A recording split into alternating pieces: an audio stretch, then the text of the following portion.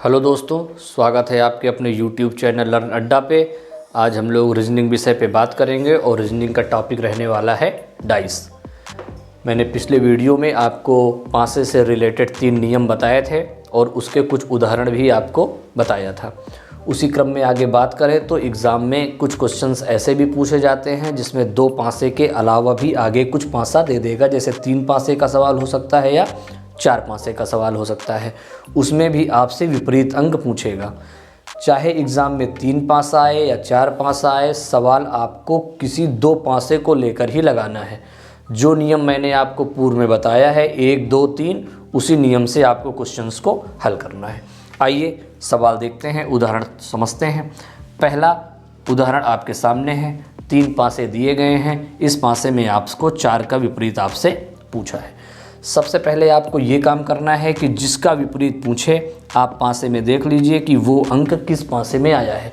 तो 4 किस पासे में आया है, या तो दूसरे वाले में आया है और या तो तीसरे वाले में आया है। अब आपको इन 2 पासों में से कोई एक पासा तो लेना ही लेना है। एक पासा वो ले लीजिए जिसमें 4 नहीं आया है, तो एक पासा कोई इनमें से ले लीजिए और एक पासा ये ले लीजिए।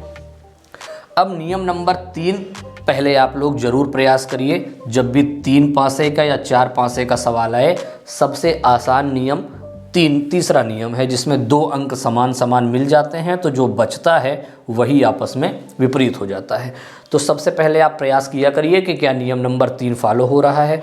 मान लीजिए अगर हम ये पासा लेते हैं 4 के साथ, तो 4 के साथ क्या आया है, 6 और 2 आया है। किसी और पासे में 6 और 2 आया है, नहीं आया है। अगर इस 4 वाले पासे को लेते हैं तो इसमें 3 और 5 आया है। क्या किसी पासे में 3 और 5 इकट्ठा आया है, नहीं आया है। मतलब नियम नंबर 3 तो फॉलो इसमें नहीं हो रहा। अब वापस आ जाइए 1 में या 2 में, पहला नियम या दूसरा नियम। पहला नियम कहता है कि जब अंक बराबर हो, सतह भी बराबर हो, तो पहला नियम। दूसरा नियम कहता है कि जब अंक तो सेम हो लेकिन सतह उसकी अलग अलग हो, तो दूसरा नियम। अब पहले और दूसरे नियम में से किसी एक नियम से हम सवाल को हल करने का प्रयास करते हैं। तो आइए, अगर आप देखो, एक पासा हम ले लेते हैं दूसरा, एक पासा इसके साथ हम ले रहे हैं पहला। अगर आप गौर करो, नियम नंबर 2 मैंने बताया था कि जब अंक तो बराबर हों लेकिन सतह उनकी अलग अलग हो। तो यहाँ पे कौन सा अंक बराबर है, 3 यहाँ भी आया है, 3 यहाँ भी आया है, लेकिन सतह उनकी अलग अलग है। यहाँ ऊपर वाली सतह पे है और यहाँ सामने वाली सतह पे है। तो अंक तो बराबर हैं किंतु सतह अलग है। दूसरा नियम, इस नियम का रूल ये है कि जो अंक समान दिखे वहीं से आपको घड़ी की सुई की दिशा में चल लेना है। तो चलिए चला जाए घड़ी की सुई की दिशा में। पहले ले लीजिए 3, 3 के बाद घड़ी की सुई की दिशा में आएगा 4 और 4 के बाद आएगा 5। ऐसे ही इस पासे में चल लीजिए, पहले 3, उसके बाद घड़ी की सुई की दिशा में 1 और इसके बाद 2। यानी 4 का विपरीत पूछे तो 1, 5 का विपरीत पूछे तो 2, अगर 3 का विपरीत पूछ लेता तो 6। सवाल ने आपसे 4 का विपरीत अंक पूछा है। 4 का विपरीत अंक कितना होगा, 1 होगा। ये आपका उत्तर हो जाएगा।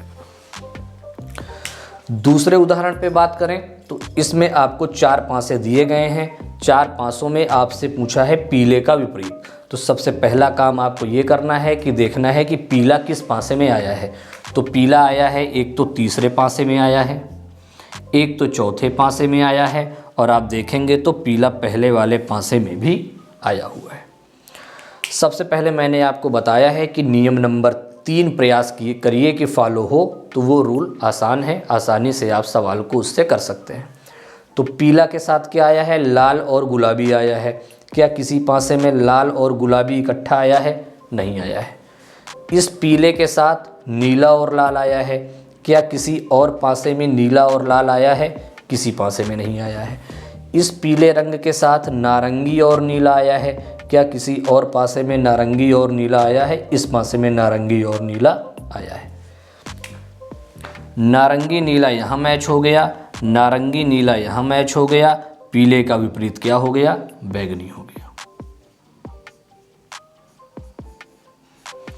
अगर नियम नंबर 3 यहाँ फॉलो ना होता तो हम लोग नियम नंबर 1 या 2 पे आते। लेकिन नियम नंबर 3 फॉलो हो रहा है, नारंगी नारंगी नीला मैच हो रहा है, यहाँ बचा पीला, यहाँ बचा बैगनी, यानी पीले का विपरीत रंग क्या होगा, बैगनी होगा।